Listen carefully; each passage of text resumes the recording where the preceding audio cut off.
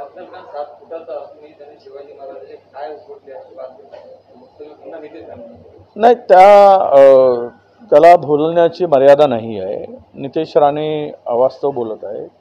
नितेश राणेला जो एजेंडा लिखित रूपात भारतीय जनता पक्षाच्या नेत्यांनी दिला आहे त्या पद्धतीनं त्याचं वक्तव्य सुरू आहे. त्यांना निवडणूक हारत आहेत, निवडणूक जिंकू शकत नाहीत विधानसभेची. त्यामुळे मताचं पोलरायझेशनसाठी धार्मिक तेढ निर्माण करून, जातीय तेढ निर्माण करून, दोन धर्मामध्ये आग लावून जशी पोळी शेकता येईल आणि मृताच्या टाळूवरील लोणी खाता येईल अशा प्रकारची भारतीय जनता पक्षाची नीती आहे आणि तेच त्यांच्या मुखातून नितेश राणे बोलत आहे. कारण ज्या नितेश राणेंनी RSSवर ज्या पद्धतीनं काँग्रेसमध्ये असताना टीका केली, हे हाफचड्डीवाले म्हणाला, हे हाफचड्डीवाले आरक्षण देऊ शकत नाही, हे हाफचड्डीवाले जातीयवादी आहेत असं नितेश राणे त्यावेळेस म्हणाले होते.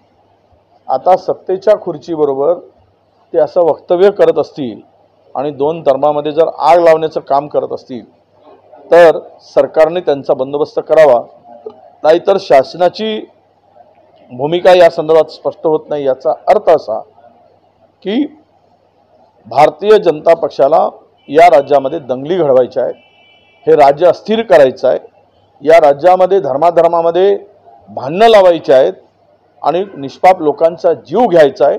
हे भारतीय जनता पक्षाची सत्तेसाठी आलेली नीती आहे.